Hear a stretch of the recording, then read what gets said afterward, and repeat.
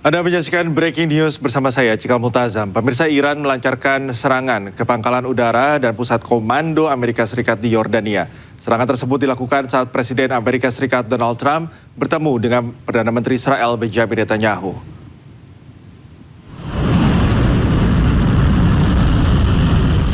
Garda Revolusi Iran merilis video detik-detik saat rudal balistik diluncurkan ke Yordania. Mereka menargetkan pangkalan udara Angkatan Darat Amerika Serikat dan markas komando pusat di Yordania dengan beberapa rudal balistik. Iran mengklaim serangan sebagai tanggapan atas tindakan agresif Amerika Serikat terhadap anak-anak. Hal ini dituliskan dalam rudal yang diluncurkan ke target-target mereka. Sementara itu, militer Yordania mengumumkan berhasil mencegat 5 rudal balistik yang diluncurkan Iran.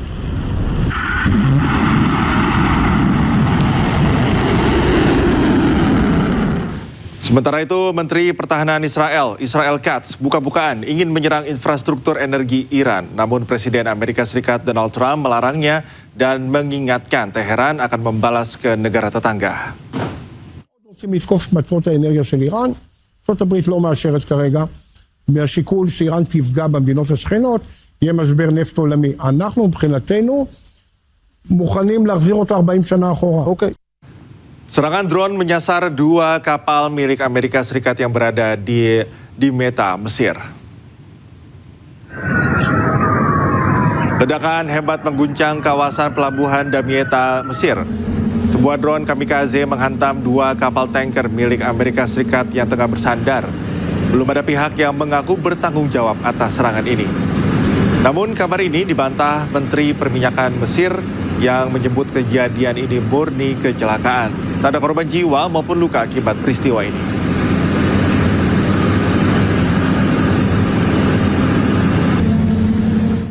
Presiden Amerika Serikat Donald Trump tegaskan akan menyerang balik Iran. Serangan akan dilakukan dengan sangat keras. I've been briefed. It's a little more of the same, but it's going to be straightening out. It's going to be straightening out. In the meantime, we're going to be hitting them very hard because it's our turn to hit them. They know it's coming. They're asking us not to do it, but they tried shooting it last night. So we had 5 rockets shot going 8,500 miles an hour, and all 5 rockets were knocked down to the ground. But they nevertheless took a shot. So it's our turn, and we'll see if we get there with an agreement at some point. But we're going to hit them very hard. Militer Israel menyatakan baru menghancurkan markas bawah tanah Hizbullah di Hadata, Lebanon Selatan. Dalam rekaman yang dirilis IDF, pasukan dari tim tempur Brigade ke-401 dan unit Yahalom menghancurkan markas bawah tanah Hizbullah. Tentara bergerak melalui terowongan kosong dan memperlihatkan senjata, amunisi, dan peralatan lain yang ditemukan di dalamnya. IDF juga merilis rekaman ledakan besar di Hadata yang menurut mereka menunjukkan situs bawah tanah tersebut telah hancur.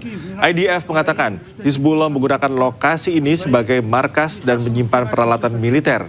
Israel menggeledah fasilitas ini sebelum dihancurkan dan menggambarkannya sebagai bagian dari infrastruktur militer Hizbullah yang merupakan ancaman.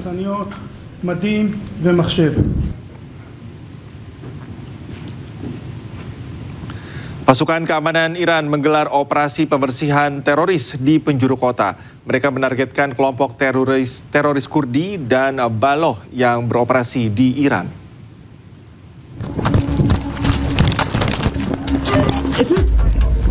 Pasukan keamanan Iran berhasil menetralkan puluhan teroris dan menangkap 15 orang dalam sebuah operasi besar. Operasi yang digelar di penjuru Iran ini menargetkan anggota kelompok teroris Kurdi dan Baloch.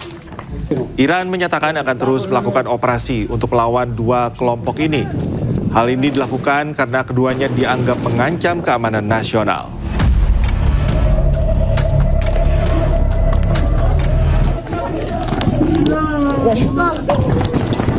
Penjajah Israel kembali membombardir Gaza, Palestina. Kali ini serangan udara Zionis meluluhlantahkan sebuah masjid di kawasan Yarmouk, kota Gaza. Rudal penjajah Israel menghancurkan sebuah masjid di kawasan Yarmouk, Gaza. Serangan udara Zionis juga meratakan kawasan permukiman di Deir al-Balah. Akibat genosida Israel ini, 1 orang syahid, beberapa lainnya terluka. Pemerintah apartheid Israel juga menggeser garis kuning dan memerintahkan warga Gaza untuk keluar dari rumahnya. Warga Gaza yang trauma mengatakan tidak akan pernah melakukan gencatan senjata. Kini mereka juga tidak memiliki tempat aman untuk berlindung. انتكبنا وين ننام والله ما في حاجه تقوينا الحمد لله لا دار اهلي راحت ودار اخويا راحت ودار اختي راحت وما ضلش ضوء. Sementara itu, Perdana Menteri Israel Benjamin Netanyahu bertemu dengan Menteri Perang Amerika Serikat Pete Hegseth. Kunjungan untuk meningkatkan kerjasama keamanan kedua negara. Perdana Menteri Israel Benjamin Netanyahu bertemu dengan Menteri Perang AS Pete Hegseth di Blair House, Washington. Pertemuan digelar sehari setelah pembicaraan dengan Presiden Donald Trump. Kantor Netanyahu mengatakan kunjungan ke Washington bertujuan untuk menjaga keamanan Israel dan memperluas lingkaran perdamaian.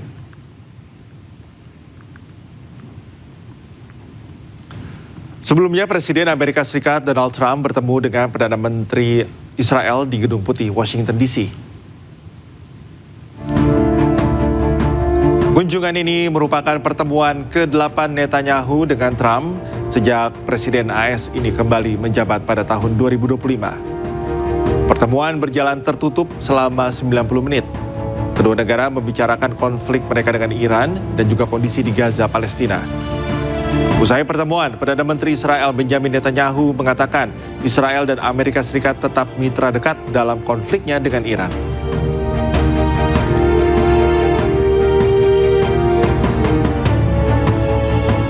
Usai pertemuannya dengan Netanyahu, Presiden Amerika Serikat Donald Trump menegaskan akan mengenakan tarif tambahan kepada 5 negara yang berhubungan dengan Iran. Them to add Iran as tariffs, not just as sanctions. I think it's important. That's what Lindsey wanted, because I heard that they have tariffs on Russia, but not on those 5 countries with having to do with Iran.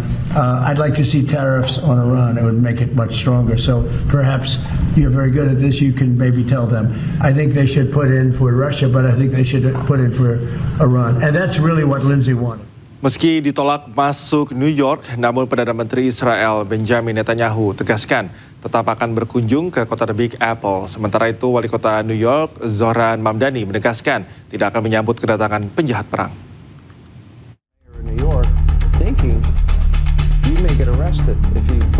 Perdana Menteri Israel Benjamin Netanyahu tegaskan akan tetap berkunjung ke New York. Pernyataan ini disampaikan setelah sebelumnya Wali Kota New York Zohran Mamdani menolak kedatangannya. Netanyahu juga mengatakan tidak takut atas ancaman penangkapan dirinya. First of all, I'm going to New York. Yeah. I'd love to see you there when I go to the UN in September. You know, I moved to Florida. Well, you know, you can take a I'll plane. come up, yes. You can come, you've come to Washington, so you can Yes. go there, but I'm definitely going there. I'm going to speak the truth in front of this. You know, there's just hate spewing elected official who's pitting one group of New Yorkers against the others. He's turning them against New York Jews. I mean, Wali Kota New York Zohran Mamdani pun kembali buka suara. Zohran dengan tegas menyatakan tetap tidak akan menerima kunjungan penjahat perang. And I want to make it very clear that that welcome ends with me. I will not be welcoming Benjamin Netanyahu or any other war criminals when they come to this city. And I do believe that our federal government should join the International Criminal Court and ensure that there is accountability when it comes to crimes against humanity. Sebelumnya, Mahkamah Pidana Internasional mengeluarkan surat perintah penangkapan Netanyahu dan sejumlah pejabat Israel lainnya pada tahun 2024. Perintah tersebut dikeluarkan karena mereka melakukan kejahatan perang terkait operasi militer Israel di Gaza pada Oktober 2023. Para pengunjuk rasa berkumpul di dekat Gedung Putih di Washington DC mengecam kunjungan Perdana Menteri Israel Benjamin Netanyahu dan menuntut agar ia diadili atas tuduhan kejahatan perang.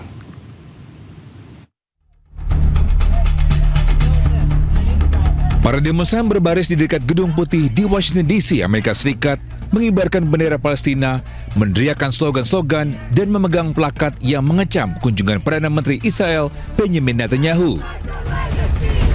Sementara itu, polisi dan petugas keamanan menjaga di sekitar Pennsylvania Avenue dan Lafayette Square saat protes berlangsung. Netanyahu melakukan perjalanan ke Washington untuk berdiskusi dengan Presiden Amerika Serikat Donald Trump dengan Iran dan keamanan regional mendominasi agenda. Today with one clear message.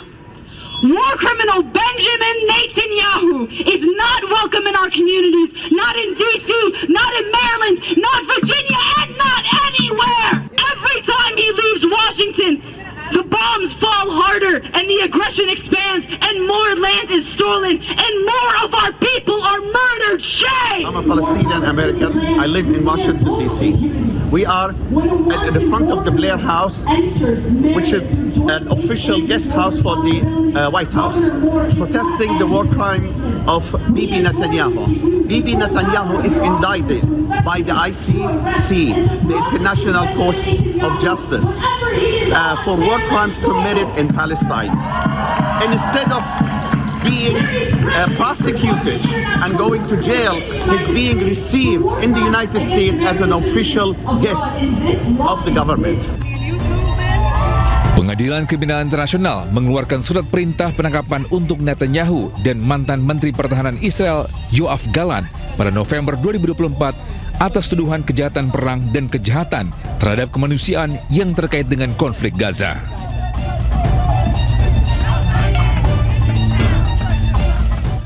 Kami akan segera kembali usai jeda, pemirsa tetaplah di Breaking News.